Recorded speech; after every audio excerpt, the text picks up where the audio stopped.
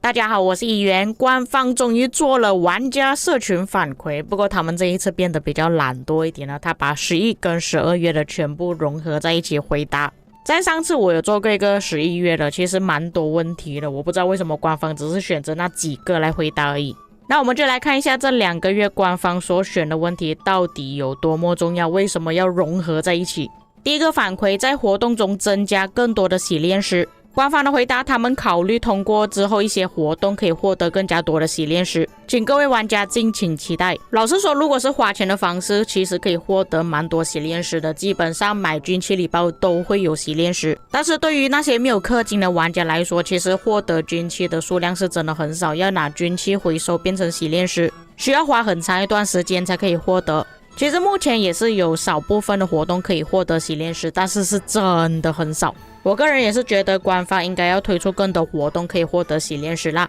那暂且先不讨论之后会不会获得更多的洗炼石，在前不久的公告其实官方就有讲过，之后可能会通过其他的方式可以洗炼军器。不过也当然的，他这个说法是你的军器洗烂了之后才可以用不同的方式洗。我个人觉得这个其他的方式应该是要花钱的啦。第二个反馈，希望国王可以调整移民界面，以显示王国的移民状态、剩余的名额、冷却时间。调整之后可以更方便国王去整理移民界面。官方的答复，他们会考虑去优化这个移民界面，但是出来的效果可能跟玩家反馈的有点不一样。官方之后会怎样去改我就不清楚，但是我们现在移民界面是真的很难看。有很多重要的东西都没有显示上面，比方说王国还有多少个名额，移民状态有没有新的玩家移民进来，那些报告之类的全部都没有显示出来。有时候还要特意来到这个界面查看，我的王国还剩下多少个名额，冷却时间倒数还有多少，自己也不清楚。不过就算是调整了，也只是国王那边受到影响而已，我们一般玩家是不会有什么效果的。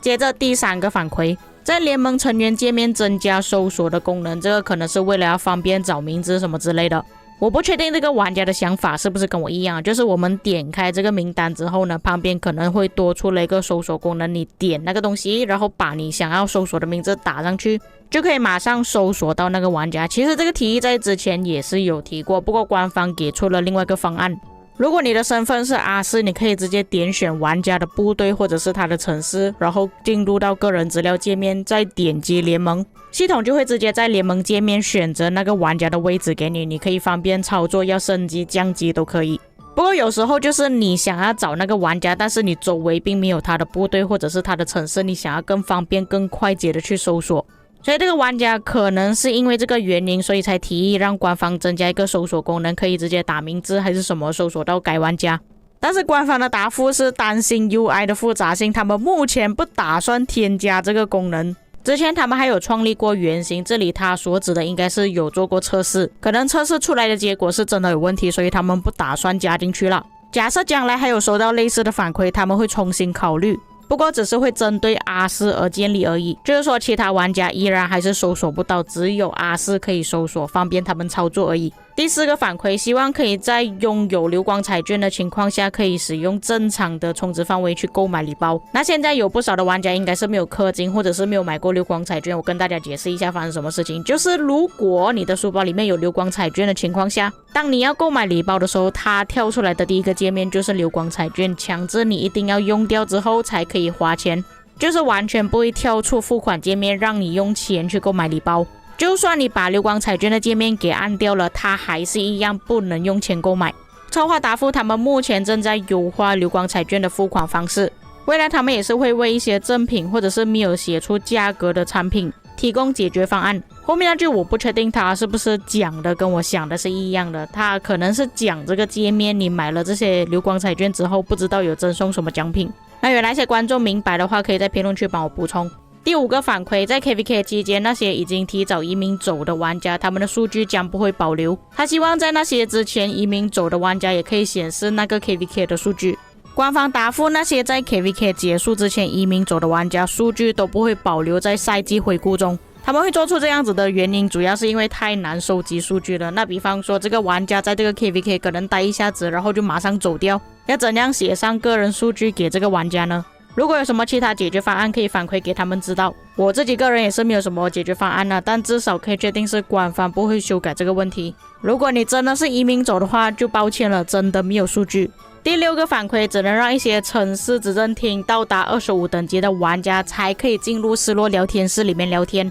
这个问题其实在官方之前的公告里面也是有提到他们会调整，所以策划的答复是他们正在处理这个问题。但是他们的聊天系统现在也在更新，所以就导致到这个新的更新就延迟了。不过他们是已经安排好解决方案了的，所以在未来的更新将会安排上这个新的更新，变成之后的失落聊天室会比较安静一点的，比较少那些开了一个小账号然后进去里面吵架的人。因为正常情况下会把执政厅搞到25等级的玩家都是可能像我这样子的实况主啊，或者是一些玩家他们的小号种田的，或者是账号本人，间接性也是等于说之后要吵架就必须要以实名制去吵架了。不过正常情况下来讲，如果你在打仗的话，一般都是没有什么时间去吵架啦，所以我觉得这个更新还是蛮好的。第7个反馈，希望增加王国列表的过滤器，比方说可以筛选一些王国的语言，可能有一些王国是讲中文的，讲英文的，讲阿拉伯文的，属于什么类型的王国，比方说先锋就是 S、A、B、C、D 是其他等级的王国，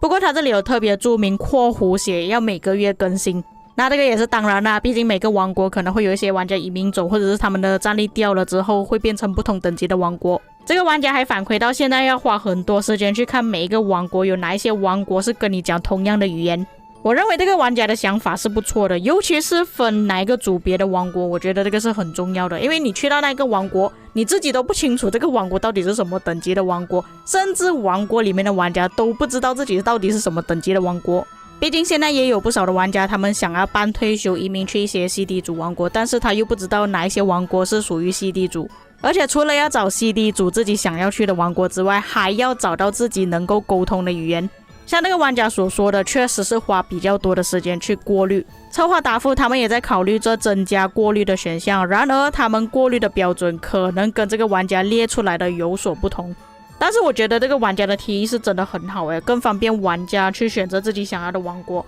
除非是说官方想要偷懒啦